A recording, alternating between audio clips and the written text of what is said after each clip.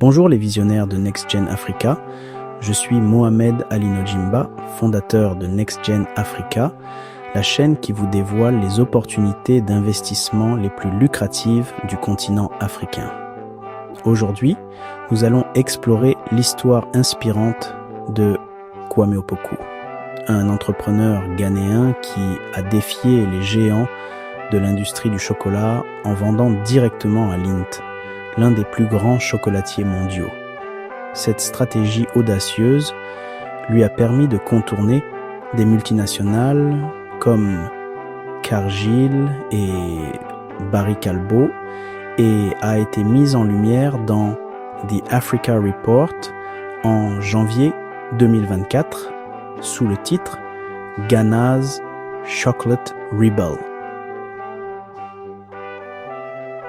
L'Afrique, un continent débordant de vie, de couleurs et de saveurs. C'est une terre où la nature et la culture se rencontrent dans une harmonie parfaite. Des vastes savanes au marché animé, chaque coin de ce continent raconte une histoire unique. C'est ici, au cœur de cette terre vibrante, que commence l'histoire du chocolat. Les plantations de cacao, avec leurs feuilles vertes luxuriantes et leurs cabosses colorées, sont le point de départ de ce voyage délicieux. Les agriculteurs, avec leur savoir-faire ancestral, récoltent les cabosses mûres avec soin. La Côte d'Ivoire et le Ghana, deux nations bénies par une terre riche et un soleil abondant, sont les premiers producteurs mondiaux de cacao. Ces pays, avec leurs vastes plantations de cacao, jouent un rôle crucial dans l'approvisionnement mondial en fèves de cacao. Le climat tropical et les sols fertiles créent des conditions idéales pour la culture du cacao. Ces précieuses fèves, l'essence même du chocolat, sont depuis longtemps la pierre angulaire de leurs économies. Après la récolte, les fèves de cacao sont soigneusement fermentées et séchées, un processus qui développe les arômes complexes du cacao. Les agriculteurs trient les fèves avec une attention méticuleuse, garantissant la meilleure qualité possible. Pendant des générations, les agriculteurs ont pris soin de leurs cacaoyers, cultivant les fèves qui ravissent les papilles du monde entier. Le savoir-faire se transmet de génération en génération, chaque famille apportant sa propre touche à la culture du cacao. Les méthodes traditionnelles de culture et de récolte sont respectées, assurant la pérennité de cette précieuse ressource. Pourtant, malgré leur rôle crucial dans l'industrie chocolatière qui pèse des milliards de dollars, de nombreux producteurs de cacao sont confrontés à une amère réalité. Les conditions de travail sont souvent difficiles et les revenus des agriculteurs ne reflètent pas toujours la valeur de leur travail. Les défis économiques et climatiques ajoutent une pression supplémentaire sur ces communautés. La part du lion des profits a longtemps été récoltée par les multinationales, ne laissant aux agriculteurs qu'une maigre part pour leur dur labeur. Les grandes entreprises de chocolat, avec leurs vastes ressources et leur portée mondiale, dominent le marché, tandis que les agriculteurs luttent pour obtenir une juste rémunération. Cette disparité économique met en lumière les inégalités profondes au sein de l'industrie du chocolat.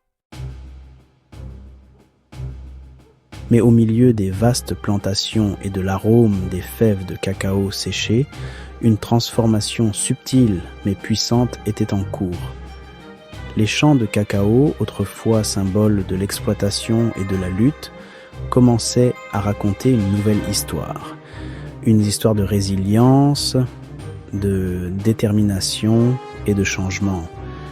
Les graines de cette transformation étaient semées par des individus visionnaires qui voyaient au-delà des défis immédiats et imaginaient un avenir plus prometteur pour leur communauté. Une nouvelle histoire a commencé à prendre racine.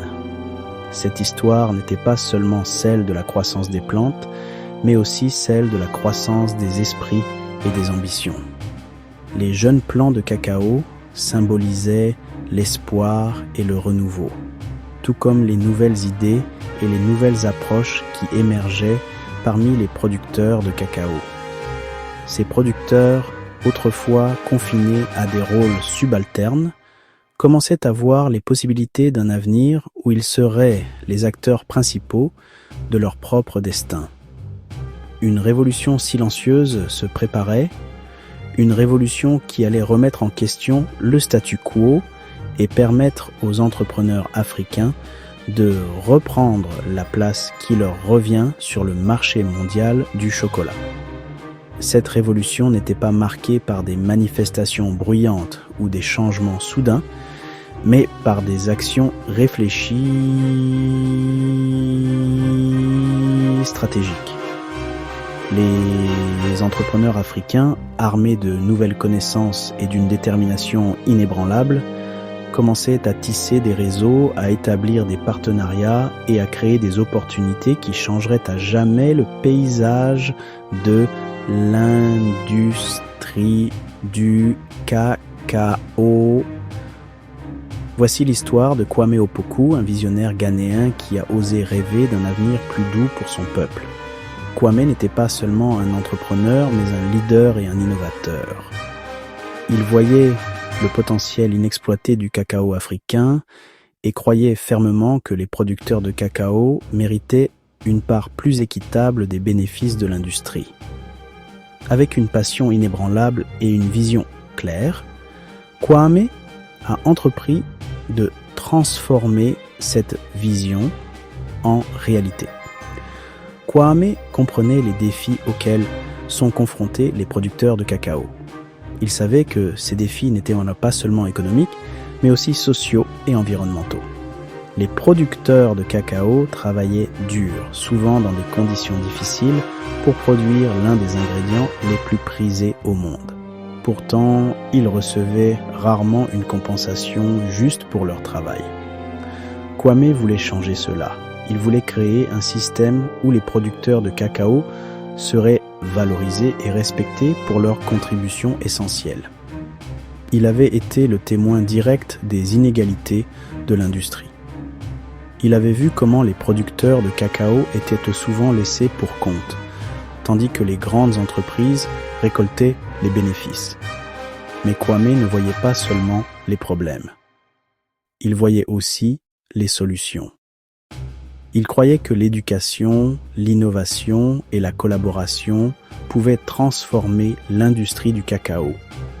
Il croyait que les producteurs de cacao pouvaient devenir des entrepreneurs prospères, capables de transformer leurs propres produits et de créer de la valeur ajoutée.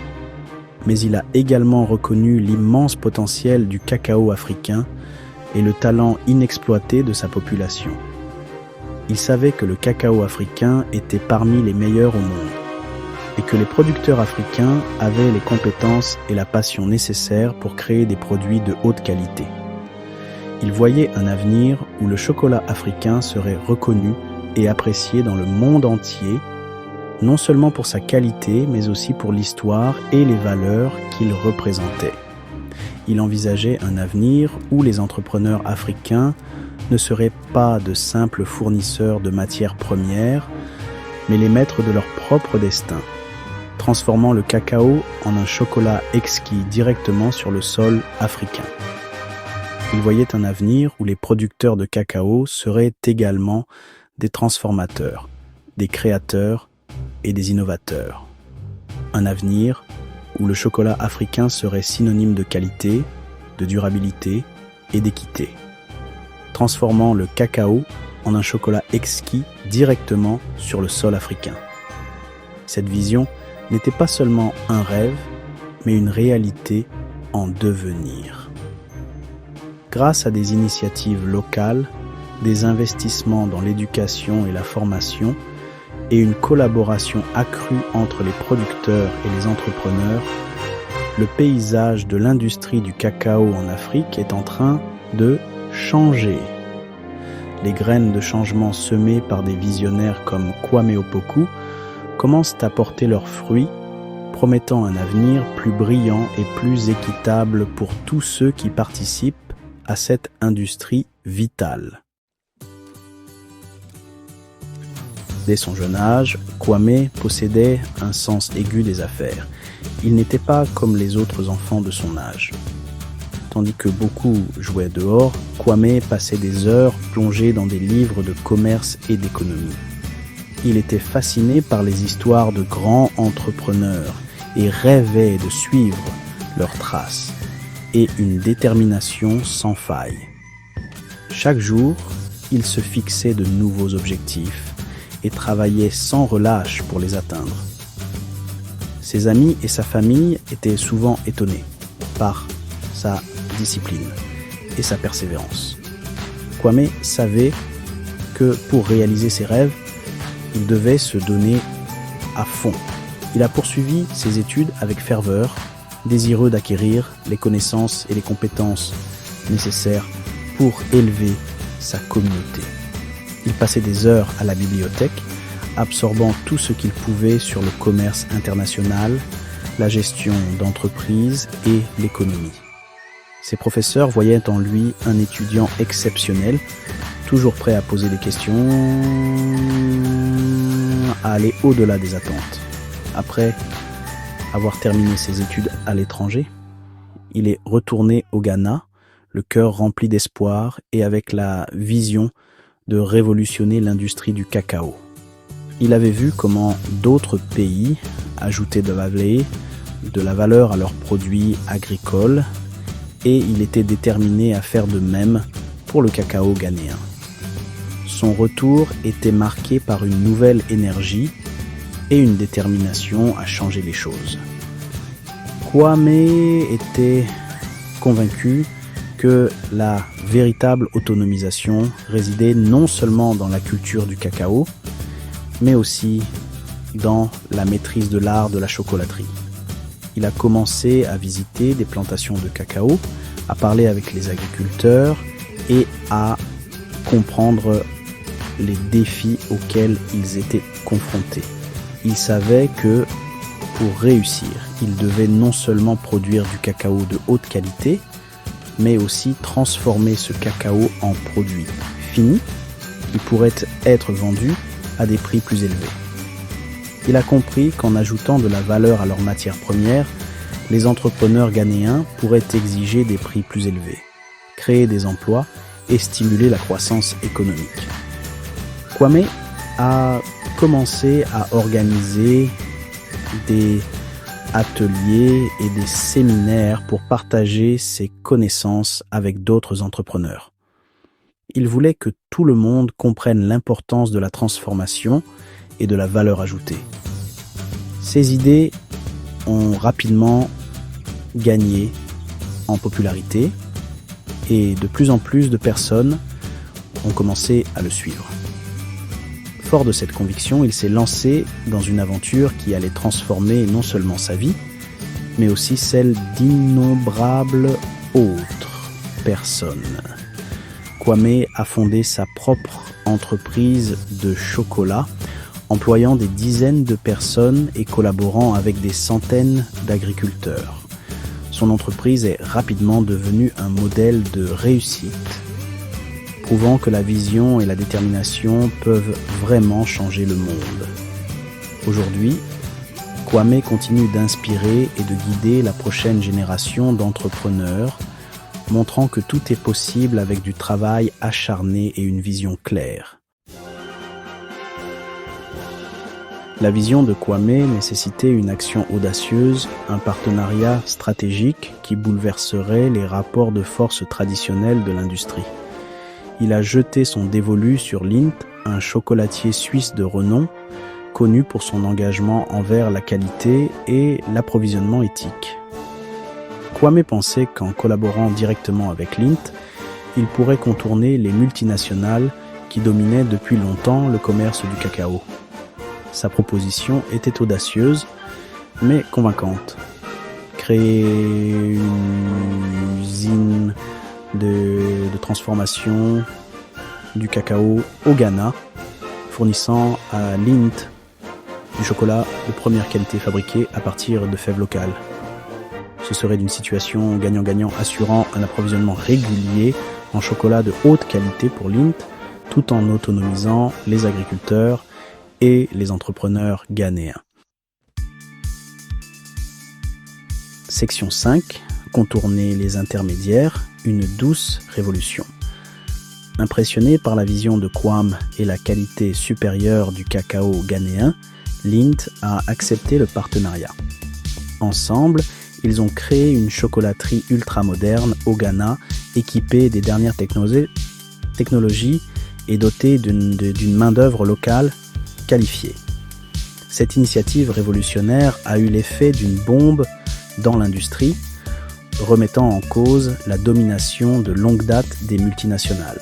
Pour la première fois, le cacao ghanéen était transformé en chocolat de classe mondiale directement à la source, contournant les intermédiaires traditionnels et permettant aux communautés locales de récolter la totalité des fruits de leur travail.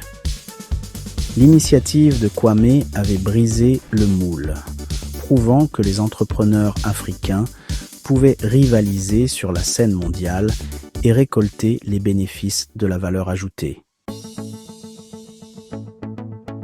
Section 6. L'effet domino, transformer des vies. L'impact de l'entreprise de Kwame s'est étendu bien au-delà des murs de l'usine. Elle a insufflé une nouvelle vie à l'économie locale, créant des emplois et générant des revenus pour d'innombrables familles. Les agriculteurs qui avaient auparavant du mal à joindre les deux bouts ont vu leurs revenus augmenter, ce qui leur a permis de subvenir aux besoins de leur famille et d'investir dans l'éducation de leurs enfants. Le succès de la chocolaterie de Kwame a eu un effet domino sur toute la communauté, incitant d'autres entrepreneurs à poursuivre leurs propres rêves et à contribuer à la croissance de l'économie locale.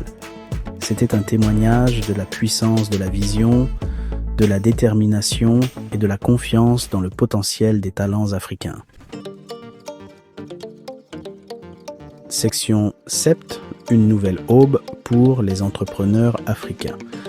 L'histoire de Kwame Opoku est devenue une source d'espoir pour les aspirants entrepreneurs de toute l'Afrique. Elle a démontré qu'en remettant en question le statu quo, en adoptant l'innovation et en forgeant des partenariats stratégiques, les Africains pouvaient se libérer des chaînes de la dépendance économique et tracer leur propre voie vers la prospérité.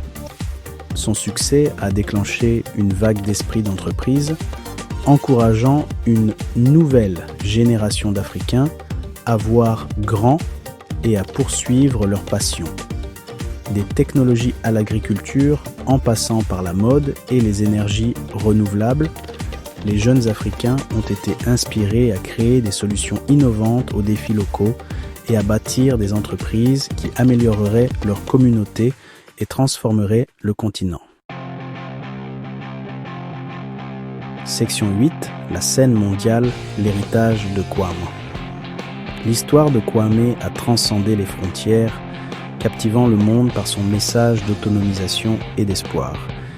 Il est devenu un conférencier recherché, partageant ses idées sur l'entrepreneuriat, l'approvisionnement éthique et le pouvoir transformateur de la collaboration.